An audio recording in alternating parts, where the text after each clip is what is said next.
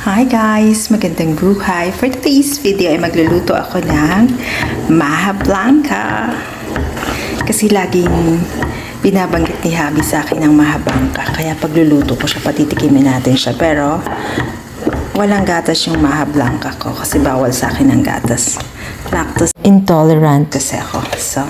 So ito yung ating mga ingredients. 2 cans of corn and also 2 cans of coconut milk kasi hindi nga ako gagamit ng condensed at evaporated milk kaya dinagdagan ko siya.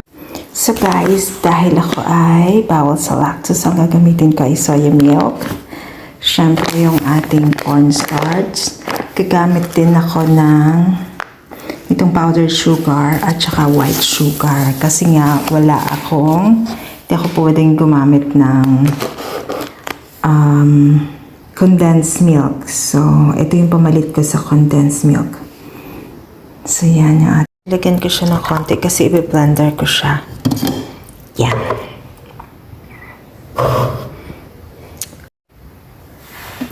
So, konting blender, wag. Ayan. So, tanggalin na natin. Guys, ganito lang yung pagkaka-blend nyo. Hindi masyadong blend na blend. Ayan. Ganyan lang. Parang pinuray nyo lang siya ng konti.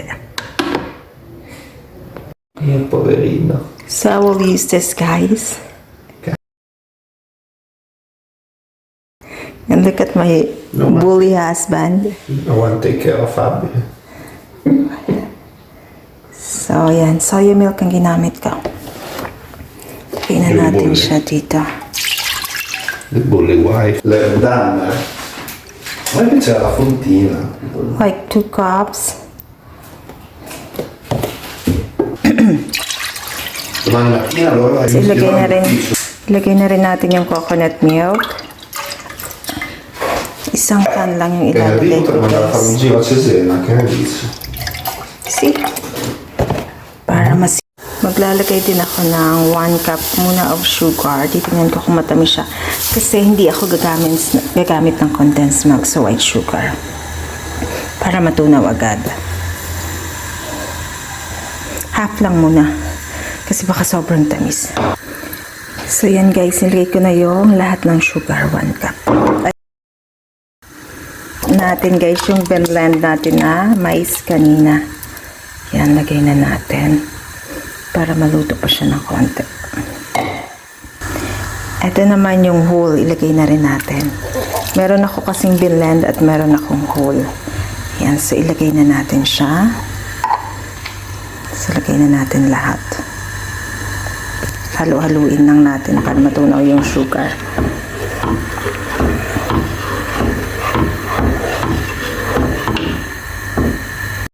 So, I open another one. Ito na yung second. Ilagay na natin. Sobrang dami nito, guys. So, ilalagay na din natin yung 1 cup cornstarch. Mix it.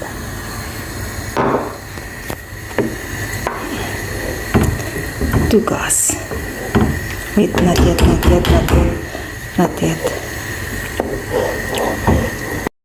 Dahil we both like coconut, so mag-a-add ako nitong 1/2 cup of desiccated coconut.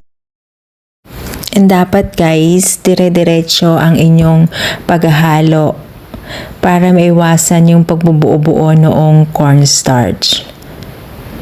Dire-diretso lang ang paghalo. And ayun nga guys, papakita ko sa inyo yung desiccated coconut na ginamit ko. So, ganyan yung hitsura niya. Ano lang siya. So, malapit na tong maluto. Medyo malapot-lapot na siya. So, dahil malapit na siya guys maluto, magsisprinkle na ako nitong powdered sugar natin. Konti lang. Mga 5 kutsara lang.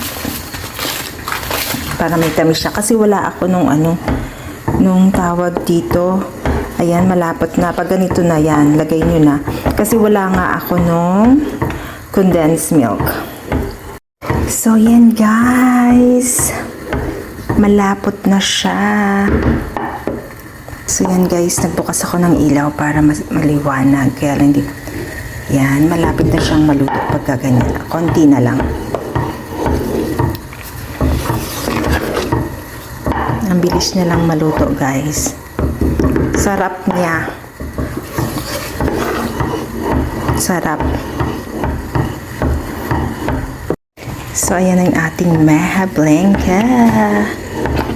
Cooking na. Yan, konti na lang. Konting-konti na lang. Nagpuplok-plok na siya.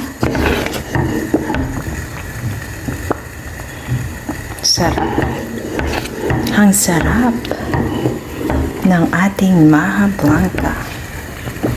Dapat ituloy-tuloy nyo lang guys yung paghalo nyo para hindi siya magbuo-buo kagaya ng sinabi ko kanina. Tuloy-tuloy lang ang paghalo hanggang sa ahonin nyo na siya ready na nga. Dahil masarap pala pag meron itong desiccated coconut, nagustuhan ko ang lasa kaya ayan, nagdagdag pa ako ng mas marami. Dahil ready na nga guys ang ating Maha Blanca ay nag-grate na ako ng cheese. Inihalo ko na siya sa mismong mixture ng ating Maha Blanca.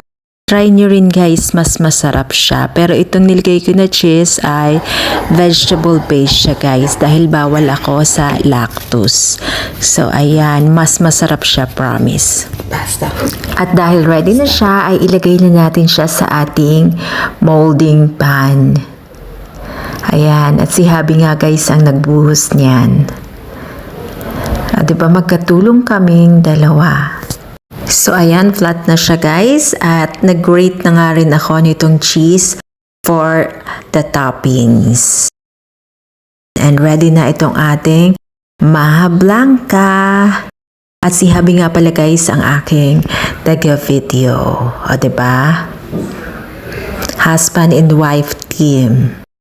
So yan lang guys for today. Thanks for watching and please don't forget to like, share, and subscribe. Bye everyone. God bless.